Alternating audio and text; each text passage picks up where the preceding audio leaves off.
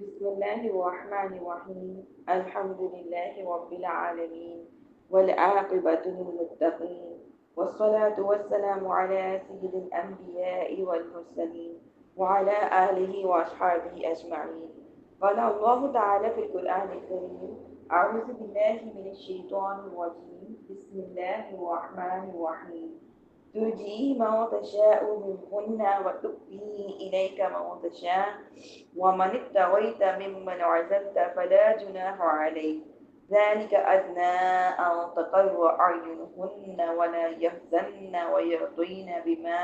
آتيتهن كلهن والله يعلم ما في قلوبكم وكان الله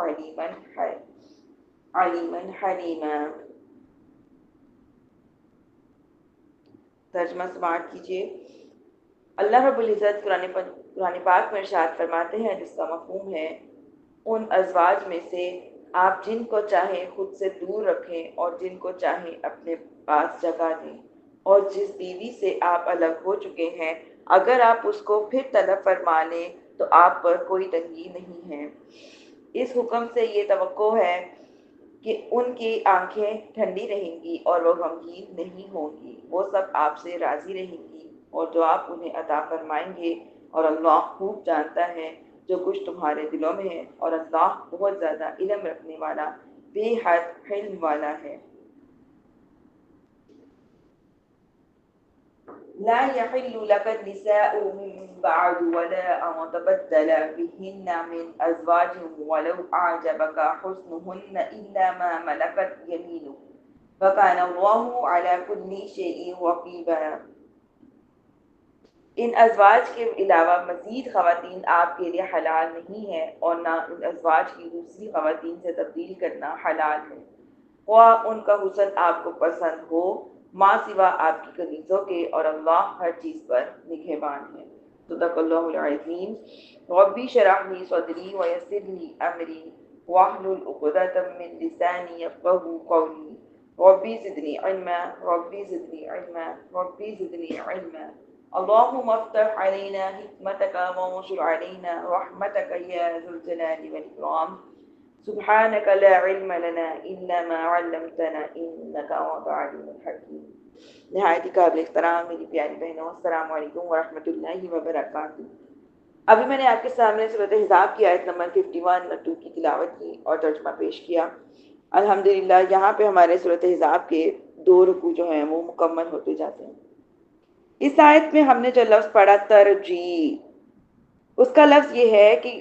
یہ ارجاء سے نکلا ہے، جس کا معنی ہے کسی چیز کو مؤخر کرنا. یعنی ازواج میں سے آپ جس بیوی کی بھی باری کو چاہتے مؤخر کر دیں. اللہ تعالیٰ نے نبی کریم صلی اللہ علیہ وسلم کو اس آیت میں اجازت فراہم کیا ہے. فرقہ مرجیہ نے ان لوگوں کے بارے میں کہتے ہیں کہ جو اعمال کو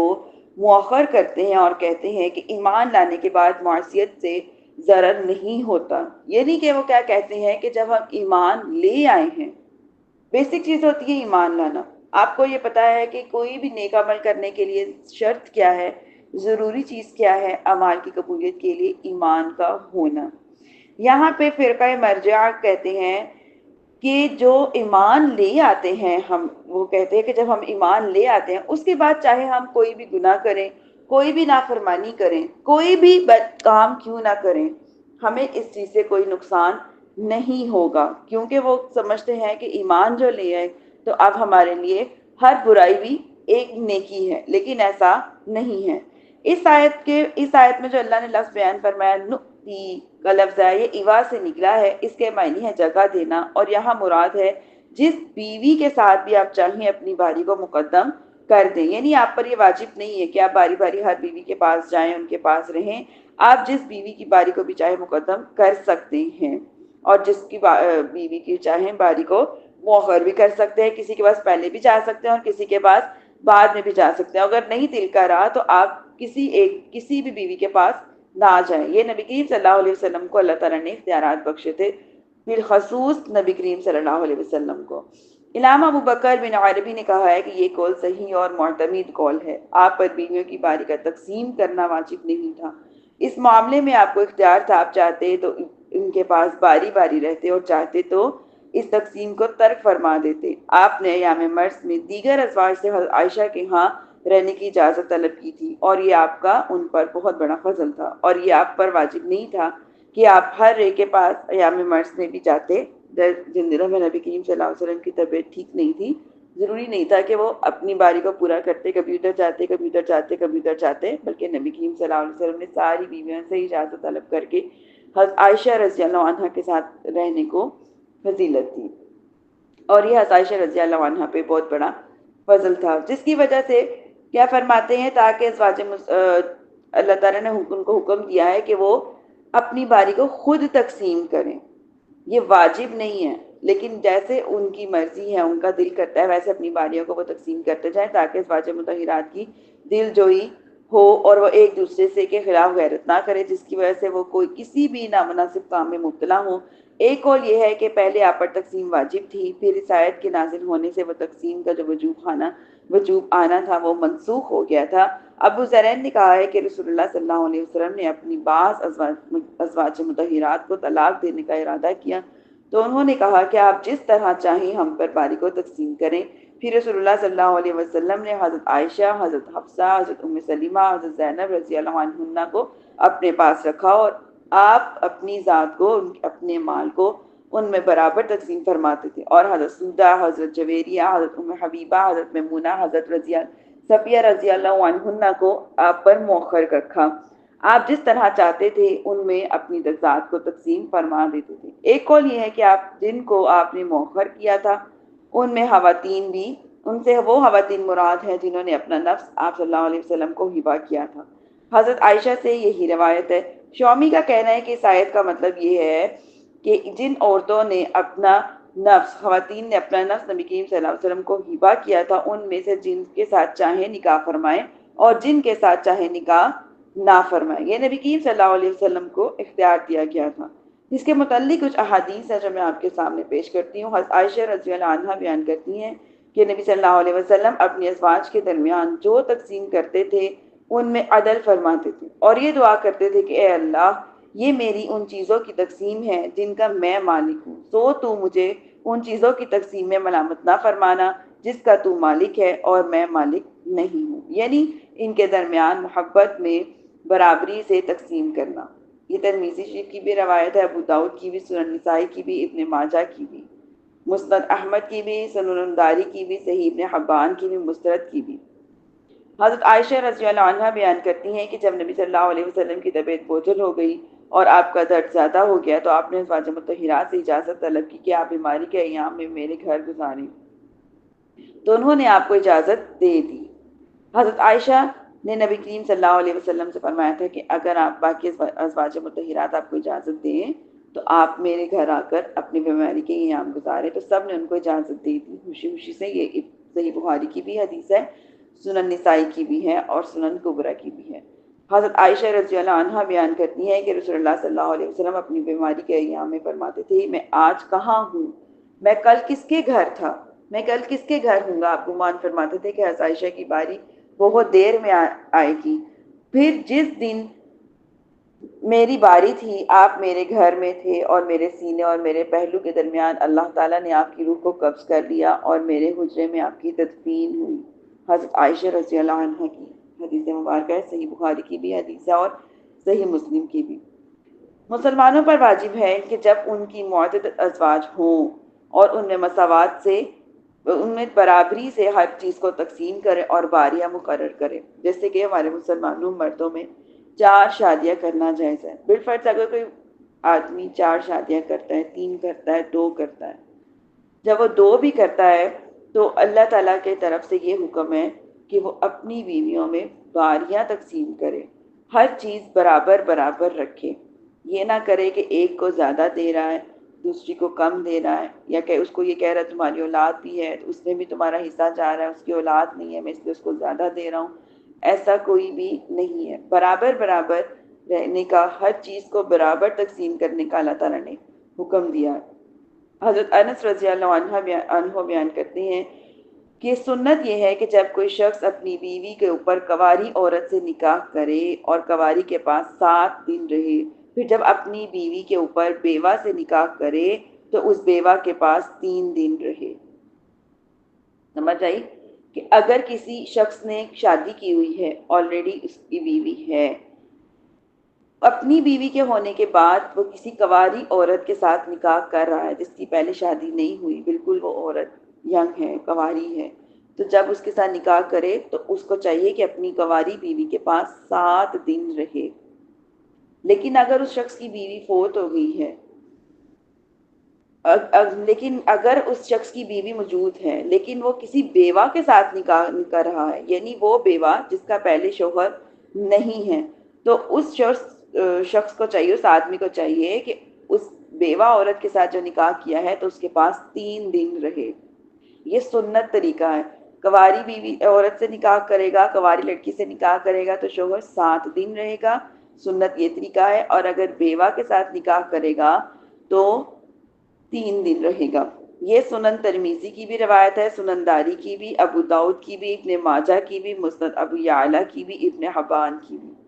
حضرت ابو ہریرہ رضی اللہ عنہ بیان کرتے ہیں کہ رسول اللہ صلی اللہ علیہ وسلم نے فرمایا، جب کسی شخص کے عقد میں 2 بیویاں ہوں، یعنی اس کے نکاح میں 2 بیویاں ہوں، اور وہ ان کے درمیان عدل نہ کرے، یعنی انصاف کے ساتھ نہ چلے، تو قیامت کے دن اس حال میں اٹھے گا کہ اس کے جسم کی ایک جانب ساقط ہوگی۔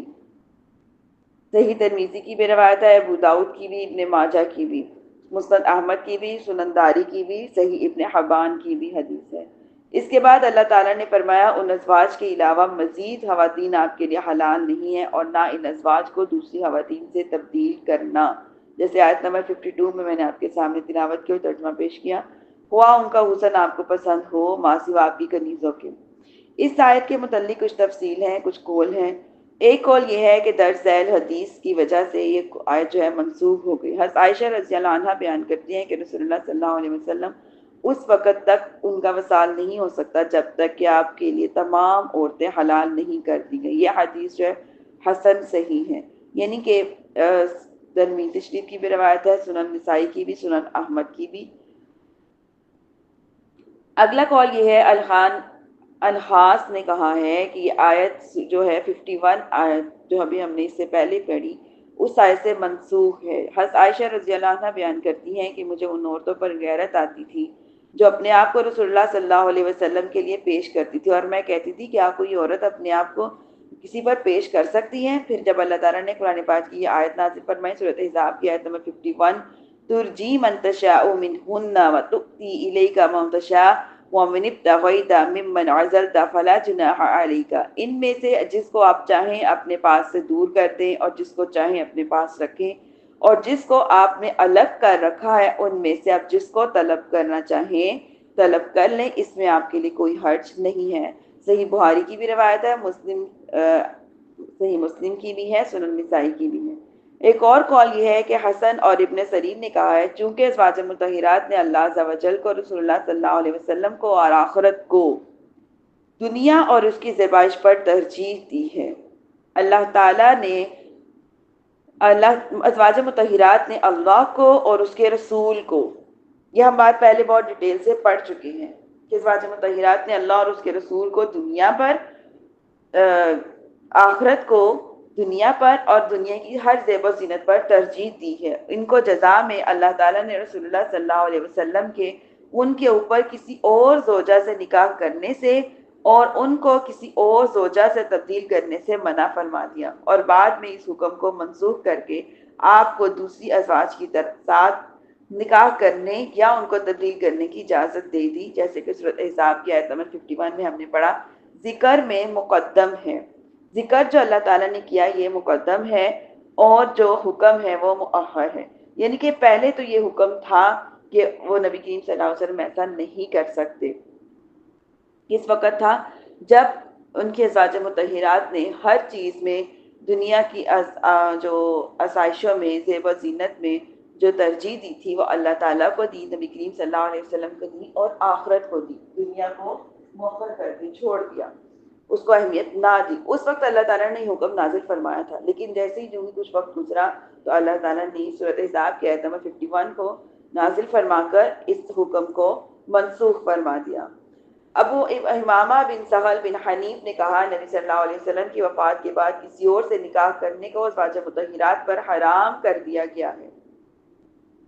اسی طرح نبی صلی اللہ علیہ وسلم پر بھی ان کی ازواج کے بعد کسی اور سے نکاح کرنے کو حرام کر دیا گیا، بعد میں یہ حکم منسوخ کر دیا جیسا کہ گزر چکا ہے۔ نبی کریم صلی اللہ علیہ وسلم کی جو ازواج مطہرات تھیں، جب نبی کریم صلی اللہ علیہ وسلم کا وصال ہو گیا، اس کے بعد نبی کریم صلی اللہ علیہ وسلم کی ازواج کو جو اجازت نہیں تھی کہ وہ کسی اور سے نکاح کرے،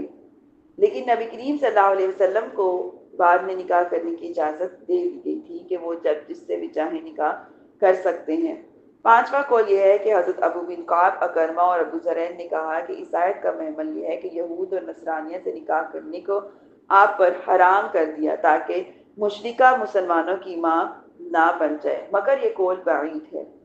چھٹا قول یہ ہے کہ محمد بن کعب نے کہا ہے کہ پہلے آپ کے لیے ہر عورت سے نکاح کرنا جائز تھا، بعد میں اس حکم کو منسوخ کر دیا گیا، لیکن یہ قول صحیح نہیں ہے۔ اس کے بعد اللہ تعالیٰ نے جو فرمایا کہ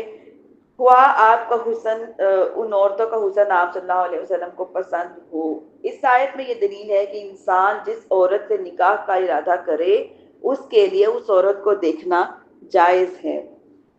وقار بن عبداللہ فرماتے ہیں کہ حضرت مغیرہ بن شعبہ رضی اللہ عنہ نے ایک عورت سے نکاح کا پیغام دیا تو نبی صلی اللہ علیہ وسلم نے فرمایا اس کو دیکھ لو، تمہارے درمیان دائمی رفاقت کے لیے یہ زیادہ مناسب ہے۔ سنن ترمیزی کی روایت ہے، سنن نسائی کی، ابن ماجہ کی، مصنف بن ابی شعبہ کی، مسند احمد کی، سنن داری کی۔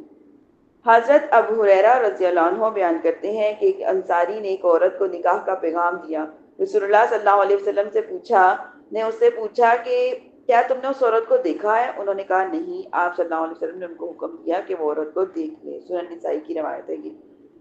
امام مسلم نے بھی اس حدیث کو روایت کیا ہے کہ اس میں مذکور ہے کہ انصار کی آنکھوں میں کوئی چیز کمی ہوتی ہے، کہ انسان جیسے کہ ہم کوئی اپنے مائنڈ میں امیجن کرتے ہیں کہ کوئی شخص امیجن کرے میری بیوی ایسی ہو ویسی ہو، یہ اس میں یہ کوالٹی ہو یا دیکھنے میں ایسی ہو، تو کہیں پہ اس کا اگر کوئی رشتہ طے پاتا ہے، کوئی بات پکی ہوتی ہے، بعد میں پتہ چلتا ہے کہ وہ بیوی جو عورت ہے وہ بالکل برعکس ہے، تو بعد میں جو ان کی انڈرسٹینڈنگ نہ ہو یا ایک دوسرے کو پسند نہ کریں، تو اس لیے بہتر ہے کہ پہلے سے ہی وہ آدمی ہے جو وہ عورت کو دیکھ سکتا ہے، صرف دیکھ سکتا ہے، یہ نہیں ہے کہ بس باتیں ہی کرنا شروع کر دے، جیسے کہ آج کل یہ ٹرینڈ ہے کہ انڈرسٹینڈنگ کے لیے منگنیاں ہوتی نہیں ہیں یا بات چیت ہوتی ہے تو ساتھ ہی انڈرسٹینڈنگ سٹارٹ ہو جاتی ہے کہ ایک دوسرے سے بات چیت کرنا شروع کر دیتے ہیں، تو ایسا نہیں کرنا چاہیے، کیونکہ ہمارے جو ٹین ایجرز ہوتی ہیں، بچے بچیاں ہوتی ہیں، وہ اتنا شعور نہیں رکھتی، انہیں اتنی عقل نہیں ہوتی کہ کیا بات کرنی ہے اور کتنی بات کرنی ہے۔ وہ باتیں کرتے کرتے اتنے اختلاف بن جاتے ہیں، اتنی لڑائیاں بن جاتی ہیں کہ نہ صرف وہ جن کے آپس میں منگنی ہوئی ہوتی ہے وہاں تک لڑائی رہتی ہے، بلکہ ماں باپ تک پہنچ جاتی ہے، خاندانوں تک پہنچ جاتی ہے، اور یہ غلط چیز ہے۔ اتنا ہی ضروری ہے کہ بس آپ ایک دوسرے کو دیکھ لو، ظاہری بات ہے اگر فیملی کو آپ جانتے ہو، اگر آپ کی فیملی میں ہے، آپ پہلے سے ایک دوسرے کو تھوڑا بہت جانتے ہو کہ کزن ہیں یا رشتہ دار ہیں، بس اتنی ہی سمجھ جو ہے وہ بہت ہے، باقی کا معاملہ اللہ تعالیٰ کی سپرد کر دینا چاہیے۔ لیکن جو یہ بات چیت کرنا یا اس حد تک بات چیت کر لینا کہ انہیں اس بات کا اندازہ بھی نہیں رہتا کہ ابھی نکاح سے پہلے بے شک وہ فیونسی بن چکا ہوتا ہے، لیکن لڑکیاں لڑکے یہ چیزیں بھول جاتے ہیں کہ ہمارے لیے ابھی بھی غیر عورت ہے، غیر محرم ہے، وہ ان چیزوں کو بھول جاتے ہیں اور باتیں کرتے کرتے بہت آگے نکل جاتے ہیں، اور بعد میں جب شادیاں بھی ہو جاتی ہیں تو پہلے والی جو باتیں ہوتی ہیں، جو نادانیاں ہوتی ہیں، وہ ایک دوسرے کو انہی باتوں سے ٹارچر کرتے رہتے ہیں، تو یہ چیزیں غلط ہیں۔ اس لیے پہلے ہی اپنے بچہ بچی کو یہ چیزیں پہلے ہی وارن کر دیں کہ جب منگنیاں ہو جائیں تو بس ٹھیک ہے، تھوڑی بہت اگر آپ لوگ ایک دوسرے کو دیکھ لیتے ہو یا تھوڑا بہت کزنس ہیں، تھوڑی بہت اگر سب کے ساتھ سلام دعا ہو جائے تو نو ایشو، لیکن اس چیز کو بہت زیادہ کہ آپ سارا اپنی پڑھائی کو جو ہے وہ ڈیلے کر رہے ہو، آپ لوگ پوری پوری رات جا کے باتیں کر رہے ہو، آپ لوگ بہت زیادہ دین کے جو دائرے سے ہٹ کے باتیں کر رہے ہو، اس چیز کے لیے منع کیا گیا ہے، اور اس سے برکت نہیں رہتی۔ شادیوں میں بھی برکت اٹھ جاتی ہے۔ جس شادی کی بنیاد جو آپ رکھنے جا رہے ہو وہ اللہ اور اس کے رسول کے دین کے خلاف ہو تو اس میں پھر برکت نہیں رہتی۔ اپنی شادیوں میں برکتوں کو قائم دائم رکھنے کے لیے آج کے دور میں ان شیطانی چیزوں سے دور ہونا بہت ضروری ہے۔ اللہ تعالیٰ نے ہمارے دین میں جس دائرے میں رہتے ہوئے ہمیں اجازت دی ہے اس دائرے کی حد تک رہیں گے تو برکتیں ہی برکتیں ہیں، رحمتیں ہی رحمتیں ہیں۔ لیکن ذرا سا اس دائرے سے، دین کی حدود سے ہٹ جائیں گے تو اس رحمتوں سے آہستہ آہستہ پھر محروم ہوتے جائیں گے۔ علامہ نووی نے اس حدیث کی شرح میں لکھا ہے کہ امام شافعی، امام مالک، امام ابو حنیفہ، امام احمد اور جمہور علماء کے نزدیک یہ مستحب ہے کہ انسان نکاح سے پہلے اس خاتون کو دیکھ لے، اور بر وقت ضرورت عورت کے چہرے، اس کے ہاتھوں کو دیکھنا جائز ہے۔ اور یہ ضروری نہیں ہے کہ عورت کی رضا کی اور اس کی اجازت کی ضرورت ہو کہ اگر عورت اجازت دے گی تو اس کو چہرے کو دیکھا جائے گا، نہیں دے گی تو اس کو چہرے کو نہیں دیکھا جائے گا، کیونکہ ہو سکتا ہے کہ اس کو وہ عورت پسند نہ آئے۔ جب معلوم ہو، اس عورت کو پتہ چلے کہ فلاں شخص نے مجھے دیکھا، اس نیت سے دیکھا کہ شاید میں اس کو پسند آ جاؤں تو وہ مجھ سے شادی کر لے، لیکن اس کو بعد میں وہ عورت پسند نہیں آئی تو پھر اس کی دل آزاری ہوگی، اس کو پریشان ہوگی، اس کی دل شکنی ہوگی۔ اس لیے عورت کی غفلت میں اس کو دیکھ لے تو یہ زیادہ اچھی بات ہے۔ آگے دیکھیے آیت نمبر 53 میں اللہ کیا ارشاد فرما رہے ہیں، یا ایھا الذین آمنوا لا تدخلوا البیوت النبی الا ان یؤذن لکم الی طعام غیر ناظرین اناہ ولکن اذا دعیتم فادخلوا فاذا طعمتم فانتشروا ولا مستأنسین لحدیث ان ذلکم کان یؤذی النبی یستحیی منکم واللہ لا یستحیی من الحق وَإِذَا سَأَلْتُمُوهُنَّ مَتَاعًا فَاسْأَلُوهُنَّ مِنْ وَرَاءِ حِجَابٍ ذَلِكُمْ أَطْهَرُ لِقُلُوبِكُمْ وَقُلُوبِهِنَّ وَمَا كَانَ لَكُمْ أَن تُؤْذُوا رَسُولَ اللَّهِ وَلَا أَن تَنكِحُوا أَزْوَاجَهُ مِنْ بَعْدِهِ أَبَدًا إِنَّ ذَلِكَ كَانَ عِندَ اللَّهِ عَظِيمًا۔ کیا ارشاد فرما رہے ہیں یہاں پہ اللہ رب العزت؟ اللہ تعالیٰ ارشاد فرما رہے ہیں، مفہوم اس کا یہ ہے، اے ایمان والو، نبی کے گھروں میں داخل نہ ہو سوائے اس کے کہ اس نے تمہیں کھانے کے لیے بلایا۔ جب تمہیں کھانے کے لیے بلایا جائے، کھانا پکنے کا انتظار نہ کرتے رہو، بلکہ جب تمہیں بلایا جائے اس وقت جاؤ، اور جب کھانا کھا چکو تو فوراً واپس چلے جاؤ، اور وہاں باتوں میں دل نہ لگاؤ۔ بے شک تمہارے اس عمل سے نبی صلی اللہ علیہ وسلم کو تکلیف پہنچتی ہے، سو وہ تم سے حیا کرتے ہیں، اور اللہ حق بات کہنے سے نہیں رکتا۔ اور جب تم نبی کی بیویوں سے کوئی چیز مانگو تو پردے کے پیچھے سے مانگو، یہ تمہارے دلوں اور ان کے دلوں کے لیے پاکیزگی کا باعث ہے۔ تمہارے لیے جائز نہیں ہے کہ تم اللہ کے رسول کو ایذا پہنچاؤ، اور نہ یہ جائز ہے کہ نبی کے بعد کبھی بھی ان کی بیویوں سے نکاح کرو۔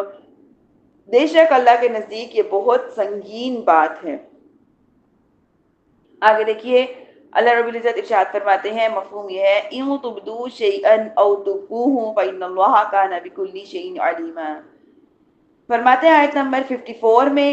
اگر تم کسی بات کو چھپاؤ یا اس کو ظاہر کرو تو بے شک اللہ ہر چیز کو خوب جاننے والا ہے۔ حضرت انس رضی اللہ عنہ بیان کرتے ہیں کہ جب حضرت عمر رضی اللہ عنہ نے فرمایا میں نے کہا یا رسول اللہ صلی اللہ علیہ وسلم، آپ کے پاس نیک اور بد ہر قسم کے لوگ آتے ہیں، کاش آپ جو ازواج مطہرات ہے، امہات المؤمنین ہے، ان کو پردہ کرنے کا حکم دیں۔ تو اللہ تعالیٰ نے اس آیت حجاب کو نازل فرما دیا۔ آیت نمبر 51 جو ابھی آپ کے سامنے تلاوت کی اور ترجمہ پیش کیا، یہ جو حدیث ہے یہ بخاری شریف کی بھی ہے، مسند احمد کی بھی ہے۔ حضرت انس بن مالک رضی اللہ عنہ بیان کرتے ہیں کہ جب رسول اللہ صلی اللہ علیہ وسلم کا نکاح اللہ تعالیٰ نے حضرت زینب بنت جحش رضی اللہ عنہما سے کر دیا تو رسول اللہ صلی اللہ علیہ وسلم نے مسلمانوں کو دعوت دی۔ انہوں نے کھانا کھایا، پھر بیٹھ کر باتیں کرنے لگے، اور اس وقت ایسے لگا جیسے آپ جانے لگے ہیں، جیسے کہ سارے لوگ جانے لگے ہیں، لیکن مسلمان نہیں اٹھے۔ پھر جب آپ نے یہ دیکھا کہ آپ کھڑے ہو گئے ہیں جب آپ کھڑے ہوئے تو مسلمانوں میں سے بھی بعض کھڑے ہو گئے اور 3 شخص بیٹھے رہے، پھر نبی صلی اللہ علیہ وسلم حجرے میں داخل ہونے کے لیے آئے، وہ لوگ اسی طرح بیٹھے رہے، پھر جب وہ اٹھ کھڑے ہوئے میں نکل کر گیا، نبی صلی اللہ علیہ وسلم کے پاس آیا، آپ کو بتایا کہ وہ لوگ چلے گئے ہیں، پھر نبی صلی اللہ علیہ وسلم آئے حتیٰ کہ حجرے میں داخل ہو گئے، میں بھی داخل ہونے لگا تو نبی صلی اللہ علیہ وسلم نے میرے اور اپنے درمیان پردہ ڈال دیا، اور اللہ تعالیٰ نے یہ آیت نازل فرمائی، آیت نمبر 52، یا ایھا الذین آمنوا لا تدخلوا البیوت النبی، یہ بخاری شریف کی بھی روایت ہے، مسلم شریف کی بھی، سنن ترمذی کی بھی، مسند احمد کی بھی۔ یہاں سے ایک دیکھا جائے ہمیں اخلاقیات بھی سکھائے جا رہے ہیں، جب ہم کہیں پہ جاتے ہیں تو یہ نہیں ہے کہ وہ آپ کسی اپنوں کے گھروں میں جاؤ تو الگ چیز ہے، رہنے جا رہے ہو ماں باپ کے گھروں میں اس طرح، لیکن جب آپ ویسے ہی کسی کے گھر دعوت وغیرہ میں جاتے ہو تو یہ ویسے تو نبی کریم صلی اللہ علیہ وسلم کے لیے خاص ہے، لیکن امت کو تعلیم سکھائی جا رہی ہے، قرآن ہمارے لیے مکمل ایک تعلیم ہے، تو اس کا کسی کے گھر آپ جاتے ہو تو اس کا مطلب یہ نہیں ہے کہ آپ وہاں پہ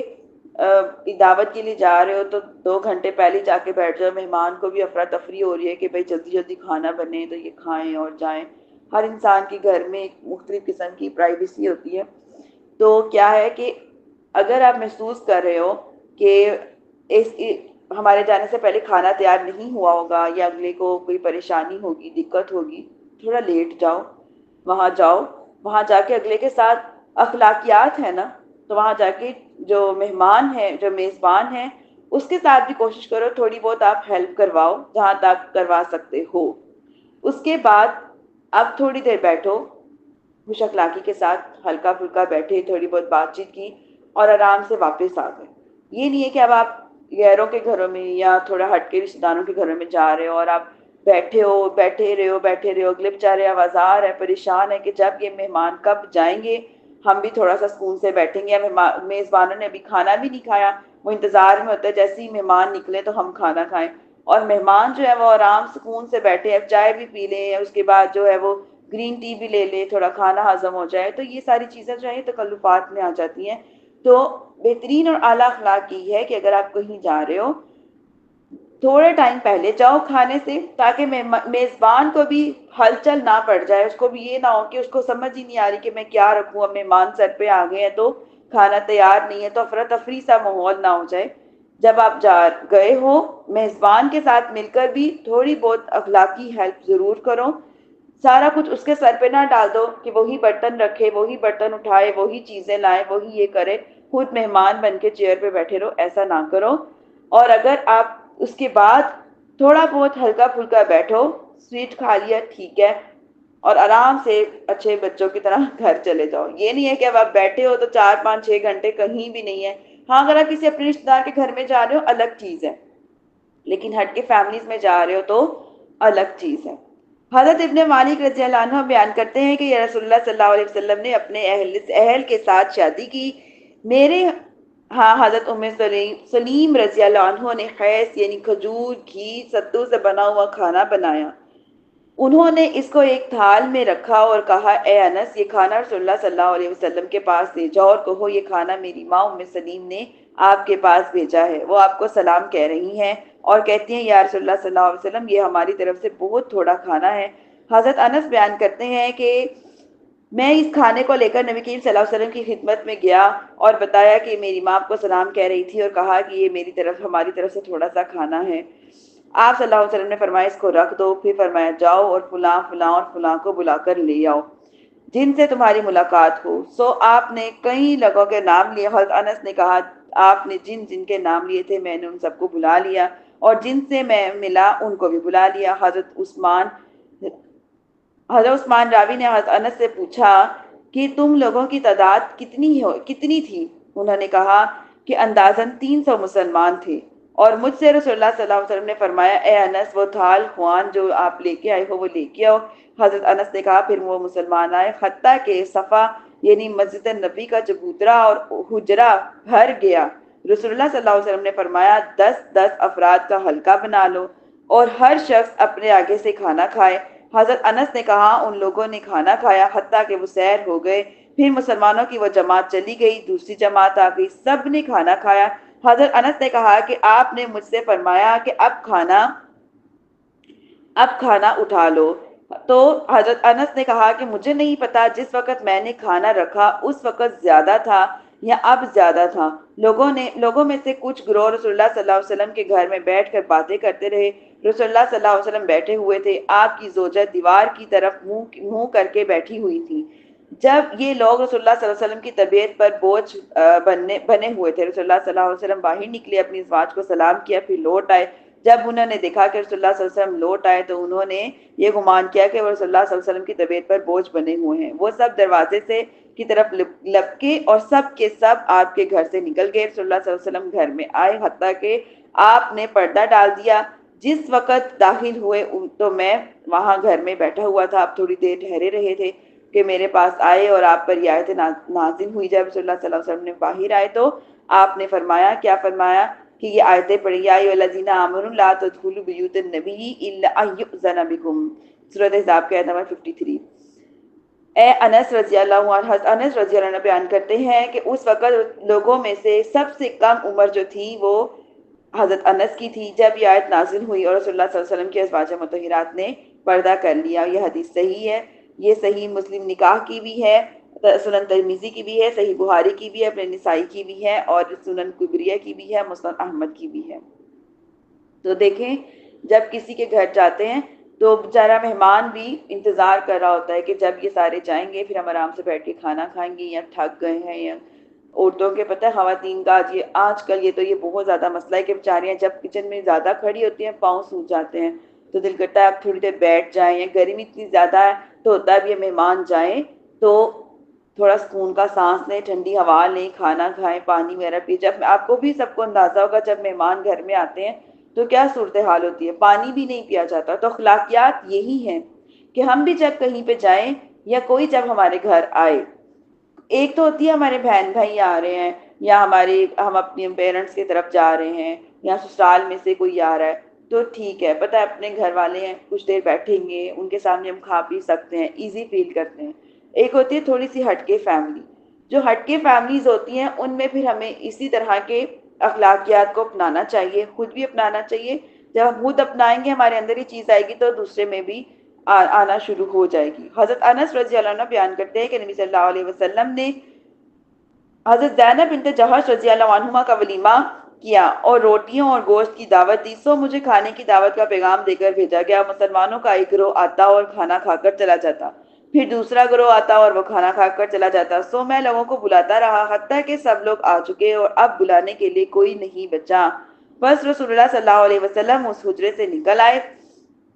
نکل کر حضرت عائشہ رضی اللہ عنہ کے حجرے کی طرف گئے۔ آپ نے فرمایا، اے اہل بیت، السلام علیکم ورحمۃ اللہ۔ حضرت عائشہ نے جواب دیا، وعلیکم السلام ورحمۃ اللہ۔ آپ نے اپنے اہل یعنی اپنی بیوی کو کہا، کیسا پایا؟ اللہ آپ کو برکت دے۔ اور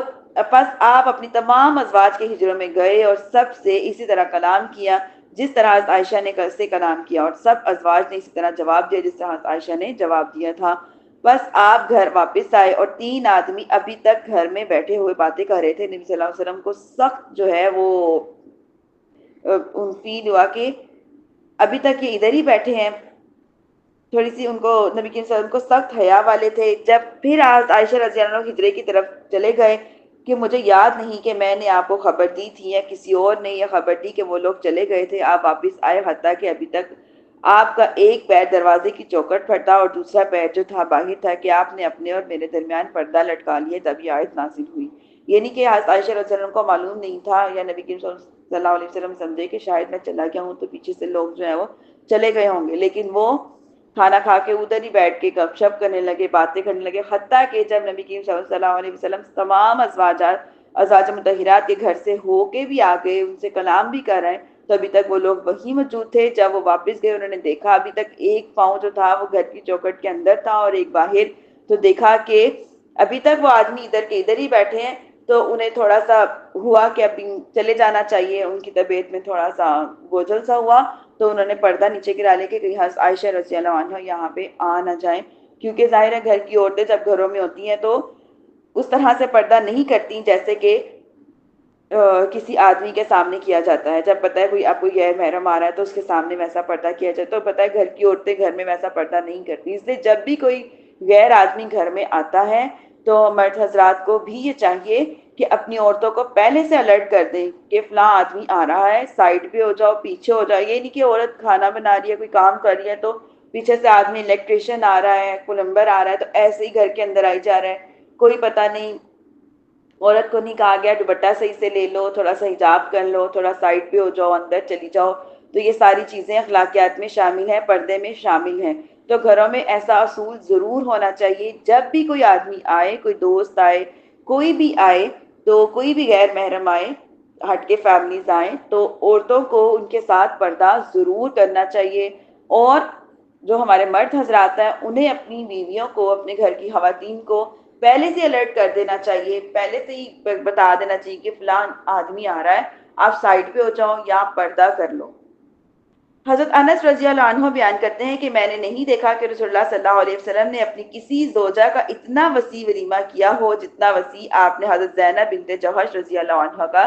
کیا تھا. حضرت زینب بنت جوش رضی اللہ عنہ سے نکاح کی خوشی میں آپ نے اتنی عظیم دعوت دی کہ اللہ نے اس نعمت عظیم کا شکر ادا کرنے کے لیے جو نبی کریم صلی اللہ علیہ وسلم نے دعوت کی تھی، وہ اللہ تعالیٰ کی عظیم نعمت کا شکر ادا کرنے کے لیے کی تھی کہ اللہ تعالیٰ نے ان کو حضرت زینب کا ساتھ وہی کے ذریعے نکاح کیا. اس میں کوئی ولی نہیں تھا، کوئی نکاح نہیں، کوئی گواہ نہیں تھا، کوئی نکاح مجلس نہیں تھی، کوئی منعقد نہیں ہوئی تھی، نہ ہی کوئی مہر مقرر کیا گیا تھا. اگر آپ سب کو یاد ہو تو کچھ دن پہلے ہم یہ بارے میں بہت ڈیٹیل سے پڑھ چکے ہیں کہ زینب بنت جہش کا نکاح جب نبی کریم صلی اللہ علیہ وسلم کے ساتھ ہوا تو نبی کریم صلی اللہ علیہ وسلم پہلے سوچتے تھے کہ یہ نکاح کریں یا نہ کریں، کیونکہ ان کا نکاح جو ہے وہ پہلے ان کے جو منہ بولے بیٹے کے ساتھ کیا گیا تھا، حضرت زید کے ساتھ. لیکن جب حضرت زید کے ساتھ نہ رہ سکی، حضرت زید نے ارادہ کیا کہ میں ان کو طلاق دے دوں گا، تو نبی کریم صلی اللہ علیہ وسلم نے ان کو سمجھایا کہ تم اس کو طلاق نہ دو. تو انہوں نے فرمایا کہ نہیں، میں ان کے ساتھ اب مزید نہیں رہ سکتا. تو اللہ تعالیٰ نے چونکہ یہ پہلی نبی کریم صلی اللہ علیہ وسلم پہ وحی نازل فرما دی تھی کہ آپ کا نکاح زینب بنت جہش کے ساتھ ہوگا. نبی کریم صلی اللہ علیہ وسلم کے دل میں یہ خوف تھا کہ کہیں کفار جو ہے وہ باتیں نہ کرنے لگ جائیں کہ پہلے جو نکاح تھا وہ منہ بولے بیٹے کے ساتھ کیا حضرت زینب بنت جہش کا، اور انہوں نے جب طلاق دی تھی تو آپ نے نکاح کرنی ہے. تو اللہ تعالیٰ نے کیا فرمایا کہ آپ نبی ہیں، آپ کے دل میں میری ذات کے سوا کسی کا بھی خوف نہیں ہونا چاہیے. تو اللہ تعالیٰ نے زینب بنت جہش کا نکاح وحی کے ذریعے نبی کریم صلی اللہ علیہ وسلم کے ساتھ فرما دیا. اور حضرت زینب بنت جہش جب تمام ازواج مطہرات کے ساتھ بیٹھا کرتی تھی تو اس بات کا تبصرہ کیا کرتی تھی کہ میرا نکاح تو آپ سب ازواج کا نکاح تو دنیا میں انسانوں نے کیا ہے، لیکن گواہوں کی موجودگی میں ہوا ہے، لیکن میرا ایک خاص نکاح ہے اور جو کہ نبی کریم صلی اللہ علیہ وسلم کے ساتھ اللہ تعالیٰ نے خود کیا ہے. نہ اس میں کوئی ولی تھا، نہ اس میں کوئی گواہ تھا، نہ ہی کوئی نکاح کی محفل لگائی گئی، نہ ہی کوئی مہر مقرر کیا گیا. اس لیے نبی کریم صلی اللہ علیہ وسلم کو اس نکاح کی بہت زیادہ خوشی تھی، کیونکہ یہ اللہ تعالیٰ کی طرف سے ایک تحفہ تھا، ایک گفٹ تھا، جس کی خوشی میں نبی کریم صلی اللہ علیہ وسلم نے جو ولیمہ ہے وہ ساری ازواج مطہرات کے ولیموں سے زیادہ وسیع ولیمہ کیا تھا. حضرت انس کی والدہ حضرت ام سلیم رضی اللہ عنہ نے اس دعوت کے موقع پر آپ صلی اللہ علیہ وسلم کے لیے طعام بھیجا، اور اس سے معلوم ہوا کہ کسی شخص کے احباب کے لیے اس کے ولیمے کے موقع پر کھانا بھیجنا مستحب ہے. انہوں نے آپ کو سلام بھیجا اور طعام کے کم ہونے کی معذرت کی. اس سے معلوم ہوا کہ اس قسم کے موقع پر ایسے کلمات کہنا بھی مستحب ہے. یہ نہیں ہے کہ آپ اپنی طرف سے 3-4 ٹرے کھانا بنا کے بھیج رہے ہو کہ اور دل میں سوچ رہے ہم نے تو بڑا ہی کھانا بھیجا ہے، اگلے کو اتنا بھی نہیں کہہ رہے کہ ہم نے تھوڑا سا بھیجا ہے. یا کسی کو ہم کوئی گفٹ دیتے ہیں تو کہہ دے کہ بس چھوٹی سی چیز آپ کے لیے لائے ہیں، چھوٹا سا تحفہ آپ کے لیے لائے ہیں، اس کو قبول کیجئے، یا ہلکا پھلکا سا کھانا ہے اس کو قبول کیجئے. یہ کہنا مستحب الفاظ ہے. اب یہ نہیں ہے کہ اب دل میں سوچو ہم نے تو اتنی مہنگی چیز دی تھی، ہم نے تو اتنا زیادہ کھانا بنایا تھا، ہم نے تو اتنی اسٹرگل کی تھی، یہ کیا تھا، وہ کیا تھا. یہ سب چیزیں نہیں ہونی چاہیے. یہ ساری چیزیں جو ہم پڑھ رہے ہیں، جو ہم سیکھ رہے ہیں، بیسیکلی نبی کریم صلی اللہ علیہ وسلم کی زندگی ہمارے لیے اسوۃ حسنہ ہے، بہترین نمونہ ہے، ایک مثال ہے. ان کی زندگی میں ہونے والے تمام واقعات جو ہمیں بتائے جا رہے ہیں، احادیث کے سامنے سنائے جا رہے ہیں، یہ ہمیں تعلیم دینے کے لیے ہے. ہمیں بتانے کا مقصد کیا ہے کہ ہم یہ ساری چیزیں اپنی زندگی میں شامل کریں، اپنے اندر لے کے آئیں. دیکھیں نبی کریم صلی اللہ علیہ وسلم کی زندگی ہمارے لیے کس کس موقع پر اسوۃ حسنہ ہے. کہ ہمیں یہ تک سکھا رہے ہیں، یہ تک بتا رہے ہیں کہ دوسرے کے گھر جانے کے آداب کیا ہیں، شادی بیاہ کے موقع کے آداب کیا ہیں، کسی کا کوئی تحفہ تحائف کھانا، یا یہ کھانا تو ہمارے گھروں میں عام چلتا رہتا ہے، اس کے گھر دے دو، اس کے گھر دے دو، یہ عام چیزیں ہیں۔ تو اب ہم یہ چیزیں دے کر کیا سوچتے ہیں، کیا ہمارے کلمات، ہمارے جو منہ سے ادا ہوتے ہیں وہ کیا ہوتے ہیں؟ یعنی کہ چھوٹی سے چھوٹی بات بھی نبی کریم صلی اللہ علیہ وسلم کی زندگی میں ہمارے لیے ایک مثال بن کر آئی ہے، اور یہ اسی لیے ہے کہ ہم ان باتوں کو اپنی زندگی میں لے کے آئیں، ان کو ڈیولپ کریں اپنے اندر۔ کسی طریقے ہم ہماری زندگی میں بھی، ہماری زبانوں میں بھی جو جو مواقع آتے جائیں، ہم اپنی زبانوں سے یہی الفاظوں کو ادا کرتے جائیں۔ تو یہاں سے ہمیں ایک یہ بھی سبق ملا کہ جب بھی ہم کسی کے گھر کوئی بھی کھانا، کوئی بھی تحفہ، کچھ بھی لے کے جائیں، اپنے دل میں بھی یہ نیت نہ کریں کہ بڑی سٹرگل سے، بڑی محنت سے بنایا، اتنا کچھ تو بھیجا تھا بھی، اتنا کچھ تو دیا تھا، اتنا کچھ تو لائی تھی، اتنا تو تحفے دیے تھے۔ نہیں، صرف یہی سوچو اور یہی کہو اگلے بندے کو کہ بس تھوڑا سا ہدیہ ہے، تھوڑا سا تحفہ ہے، چھوٹی سی چیز ہے، تھوڑا سا کھانا ہے، ہلکی پھلکی چیز ہے، جلدی سے بن گئی تھی اس لیے بن گئی تھی، یہ جلدی سے بن گئی تھی، کوئی ایسی بات نہیں ہے، آپ اس کو تسلی سے کھائیں۔ اس طرح کہہ کے اگلے بندے کو یہ بات کا، یہ کوشش نہ ہو کہ اگلے بندے کو احساس دلایا جائے کہ بھی ہم نے آپ کے لیے کتنی محنت کی۔ یہ بھی ہمارے اخلاقیات میں سے، اخلاق ہمارے اندر ڈیولپ کرنے والی ایک چیز ہے۔ ان احادیث میں یہ مذکور ہے کہ وہ کھانا اس دعوت میں 300 سے زائد شرکا نے کھایا، پھر بھی وہ کھانا نہ صرف بچ گیا بلکہ پہلے سے بھی زیادہ ہو گیا، اور یہ رسول اللہ صلی اللہ علیہ وسلم کا ظاہر معجزہ تھا۔ آپ کو میں ایک بات بتاؤں، آپ خواتین ہیں ماشاءاللہ، گھروں میں آپ سب کھانا بناتی ہوں گی، جب بھی آپ اپنے گھروں میں کھانا بناتی ہیں، اس کو سرو کرنے سے پہلے ایک مرتبہ آپ سورۃ فاتحہ پڑھ لیا کریں، 3 مرتبہ سورۃ اخلاص پڑھ لیا کریں، اور اللہ رب العزت سے دعا کیا کریں کہ پروردگار، یہ جو میں نے آج گھر میں کھانا بنایا ہے،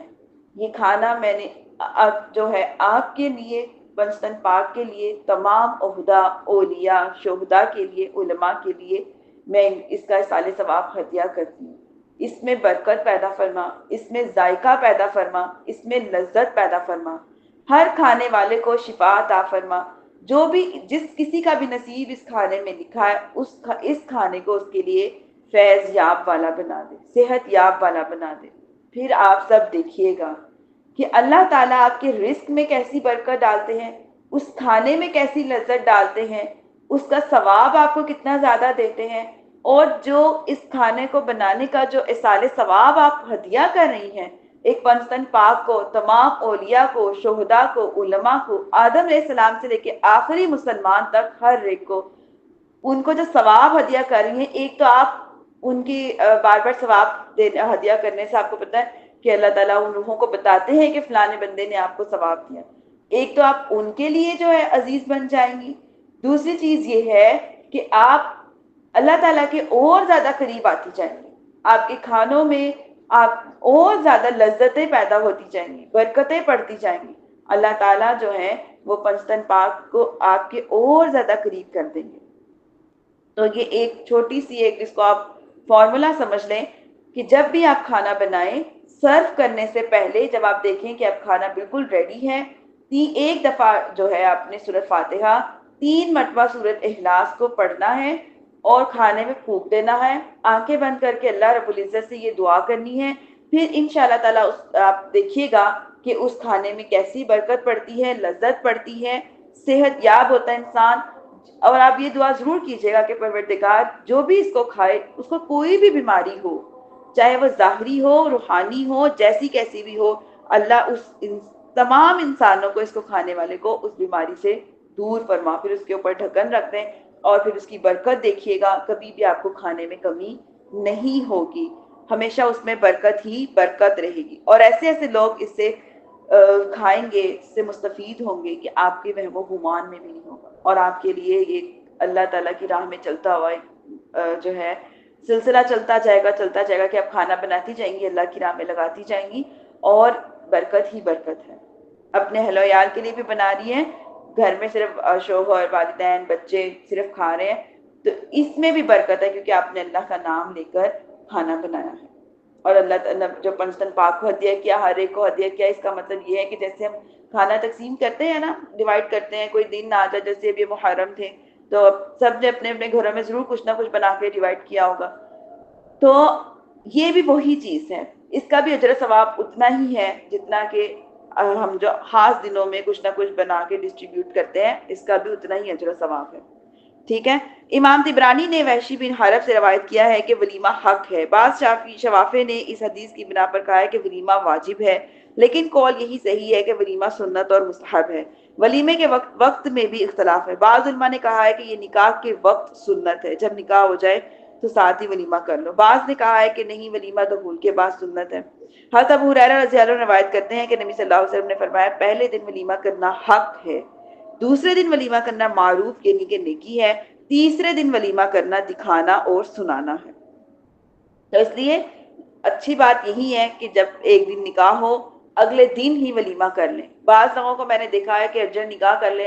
لیتے ہیں، 8 دن تک ولیمے کا گیپ رکھ دیتے ہیں، تو ایسا نہیں کرنا چاہیے، کیونکہ ہم نے پڑھ لیا ہے کہ تیسرے دن ولیمہ کرنا دکھانا اور سنانا ہے۔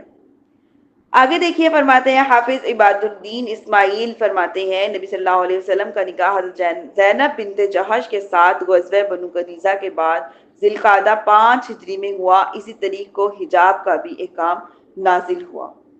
آگے دیکھیے کیا فرما رہے ہیں، اس سے پہلے اللہ تعالیٰ نے کیا ارشاد فرمایا ازواج مطہرات کے بارے میں سورۃ احزاب کی آیت نمبر 33 میں، وَقَرْنَ فِي بُيُوتِكُنَّ کہ اپنے گھروں میں برقرار رہو۔ اس آیت کا مطلب یہ نہیں ہے کہ ازواج مطہرات اور دیگر مسلمان اور خواتین کو گھر سے باہر نکلنے کی مطلقاً اجازت نہیں ہے۔ ستر اور حجاب کے ساتھ وہ کسی شرعی، طبی، دنیاوی ضرورت کی وجہ سے گھر سے باہر نکل سکتی ہیں۔ صورتیں کیا ہیں؟ ستر یعنی اپنے آپ کو چھپانا سر سے پاؤں تک، حجاب یعنی ان جگہوں کا اس کا پردہ کرنا جس کا پردہ ہم اپنے گھروں میں نہیں کرتی، جیسے ہم اپنے گھروں میں چہرے کا پردہ نہیں کرتی، ہاتھوں کا پردہ نہیں کرتی، پاؤں کا پردہ نہیں کرتی، لیکن ستر کا خیال رکھتی ہیں، یعنی لباس پہنتی ہیں کہ ہمارا جسم ڈھکا رہے، ایسا ڈھیلا ڈھالا لباس پہنتی ہے کہ ہمارے جسم کا کوئی بھی عضو جو ہے وہ نمایاں نہ ہو، لیکن جب باہر جانا ہے تو ان عضو کا بھی پردہ کرنا ہے، حجاب، اس کو حجاب کہتے ہیں۔ ٹھیک ہے۔ فرمایا کہ عورتیں باہر نکل سکتی ہیں کس کس کنڈیشن میں؟ حج عمرہ کے لیے، کسی کی عیادت کرنے جانی ہو، علاج کے لیے جانا ہو، کسی رشتہ دار کے گھر جانا ہو، ماں باپ سے ملاقات کرنی ہو، زیارت کرنی ہو، تو گھر سے باہر جا سکتی ہیں، لیکن حجاب کے ساتھ۔ یہاں سے اب آپ لوگ یہ دلیل پکڑ سکتے ہیں کہ جو لوگ کہتے ہیں کہ نہیں جی چہرے کا حجاب تو کہیں بھی نہیں آیا، تو چہرہ نہیں چھپانا چاہیے، تو حجاب چہرے کا ہی ہوتا ہے، کیونکہ ستر پورے جسم کا ہوتا ہے، وہ ہم سارا دن گھروں میں کرتے ہیں، لیکن حجاب چہرے کا ہی ہوتا ہے۔ تو باہر جانے کی اجازت اسی صورت میں ہے جب ہم حجاب کے ساتھ گھروں سے باہر نکلیں گے۔ اس کا ثبوت اس حدیث میں عائشہ رضی اللہ عنہ بیان کرتی ہیں کہ حجاب کے احکام نازل ہونے کے بعد حضرت سودہ رضی اللہ عنہ کسی کام سے گھر سے باہر نکلی، وہ قد آوا اور جسیم خاتون تھی، یعنی ماشاءاللہ بہت لمبا قد تھا اور بہت اچھی ہیلتھ تھی،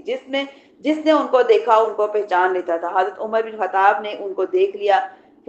دیکھ کر کہا، اے سودہ، اللہ کی قسم آپ ہم سے مفی نہیں رہ سکتی، آپ دیکھ بھال کر گھر سے باہر نکلا کریں۔ وہ الٹے پاؤں گھر واپس چلی گئیں۔ اس وقت رسول اللہ صلی اللہ علیہ وسلم میرے گھر میں تھے، آپ رات کا کھانا کھا رہے تھے، آپ کے ہاتھ میں ایک ہڈی تھی۔ حضرت سودہ آئیں اور کہا، یا رسول اللہ صلی اللہ علیہ وسلم، میں اپنی کسی حاجت کی بنا پر گھر سے نکلی تھی، مجھ سے عمر نے اس طرح سے کہا۔ حضرت عائشہ نے کہا، اس وقت اللہ تعالیٰ نے آپ پر وحی نازل کی، پھر وحی کی کیفیت ختم ہو گئی، آپ نے اپنے ہاتھوں سے ہڈی لے کر رکھ دی، اس کے بعد فرمایا تم اپنی حاجتوں کی بنا پر گھر سے نکلنے کی اجازت دے دی گئی ہے آپ کو اپنی حاجتوں کی وجہ سے۔ یہ صحیح بخاری کی بھی حدیث ہے اور صحیح مسلم کی بھی، ابن حبان کی بھی، مسند احمد کی بھی۔ امام بخاری نے حضرت سودا کے گھر سے باہر نکلنے، حضرت عمر کو ان کو آواز دینے کا واقعہ کتاب الوضو میں روایت کیا ہے، اور وہاں یہ بیان کیا ہے کہ یہ واقعہ حجاب کے حکام سے پہلے کا تھا۔ یہاں پہ یہ بیان کیا گیا ہے کہ جب وہ نبی کریم صلی اللہ علیہ وسلم کے حجرہ مبارک میں تشریف لائیں، ان کو واقعہ سنایا، اس وقت اللہ تعالیٰ نے یہ پردے کی آیت جو ہے نازل فرمائی کہ جب خواتین گھر سے باہر نکلا کرے تو حجاب کر لیا کریں۔ حافظ ابن حجر فرماتے ہیں کہ ہو سکتا ہے یہ واقعہ 2 بار پیش آیا ہو، حجاب سے پہلے بھی اور حجاب کے بعد بھی۔ حضرت ابو عمر رضی اللہ عنہ کی مرضی یہ تھی کہ اجنبی عورت جو ہے وہ حرم نبوی میں بالکل مطلع نہ ہو،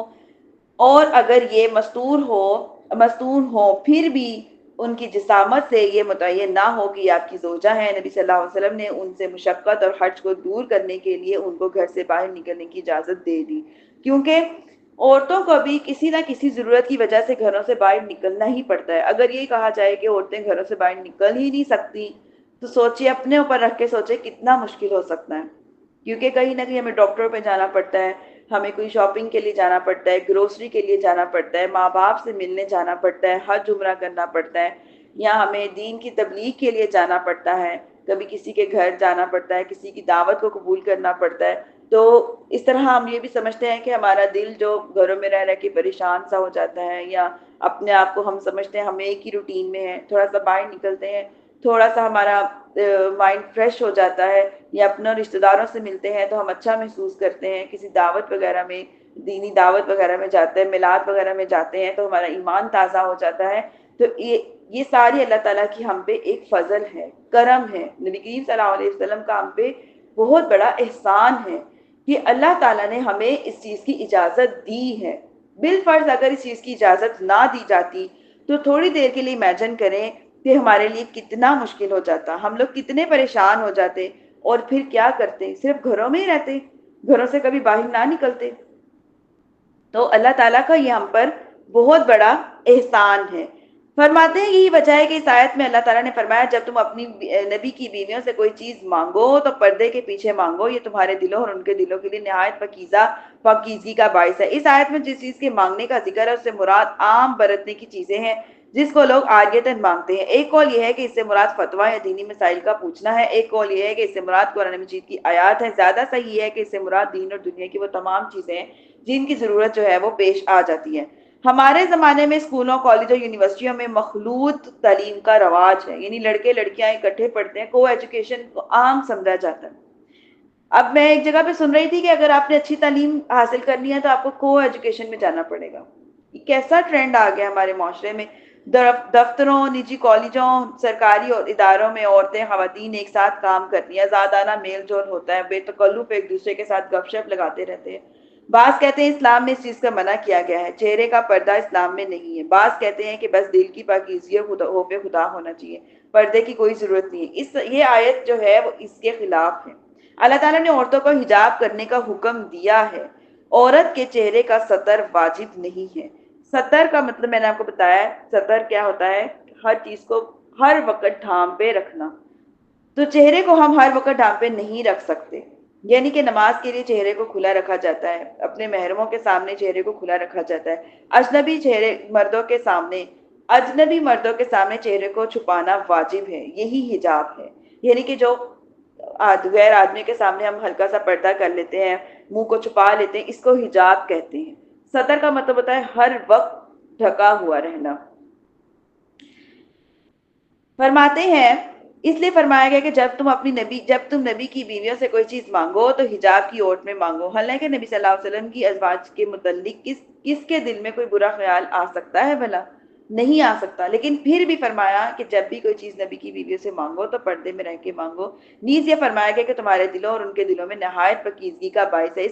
اس سے مراد یہ ہے کہ کسی کا چہرہ دیکھ کر انسان کے دل میں اچانک اور غیر اختیاری طور پر بےہودہ خیالات آ جاتے ہیں، کوئی ناجائز خواہش پیدا ہو جاتی ہے۔ جب تم ازواج مطہرات پر نگاہ نہیں ڈالو گے تو تمہارا دل اور دماغ اس قسم کے خیالات سے محفوظ رہے گا۔ اس کے بعد جو فرمایا یہ تمہارے لیے جائز نہیں ہے کہ